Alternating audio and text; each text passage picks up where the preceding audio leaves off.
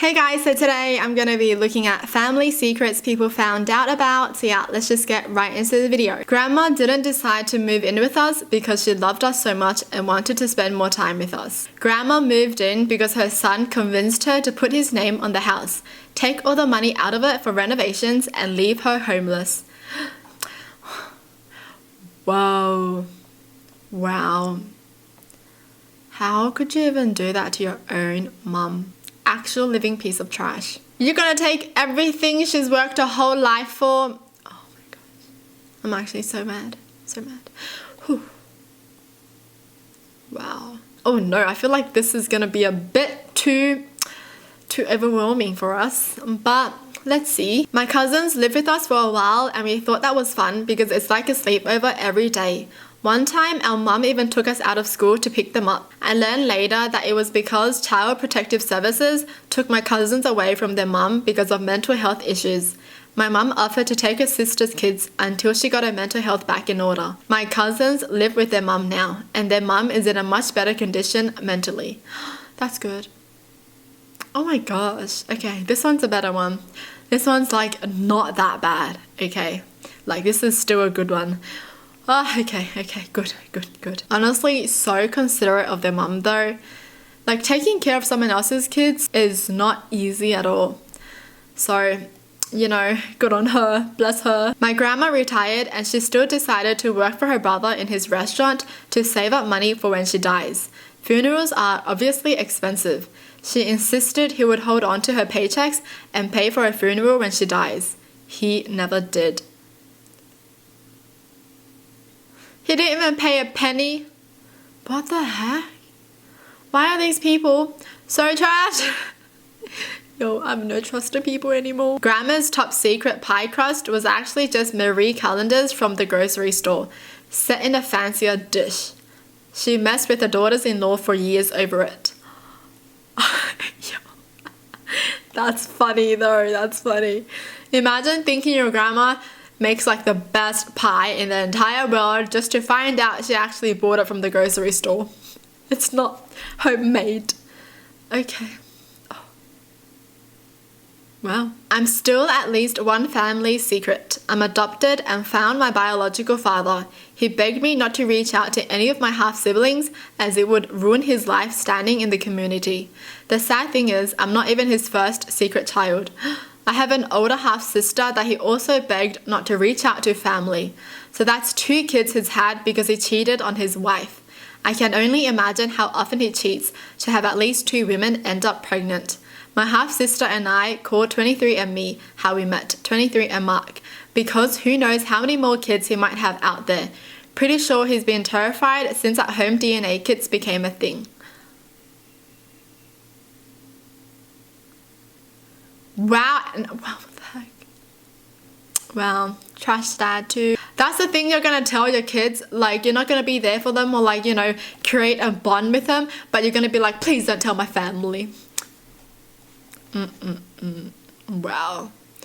Wow, these people are actually trash. How sad is that though? Like finding out about your biological father and this is all he says to you. Please. Don't tell my family because that's gonna ruin my life. And you don't want to ruin my life, right? Well, maybe I do. My dad used to send me birthday cards for every year when I was a young girl. My mother left my dad while pregnant with me for good reason. Even though I never got to meet him when I was young, I was glad to still receive a card from him with a few bucks acknowledging I was alive and that he did one day want to see me.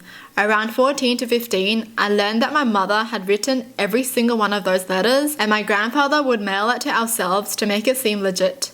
I never actually received any letter from him.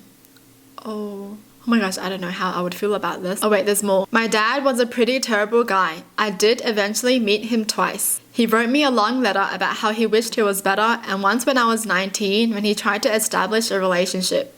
He gave me terrible vibes and I never answered his attempts to reach out after that, and I'm happier this way. My mum raised 2 kids by herself. Wow, I'm just so glad she didn't blame her mum for it, you know, because I'm pretty sure her mum was just trying to be a good mum, right? And, you know, try to make the kid a bit happier.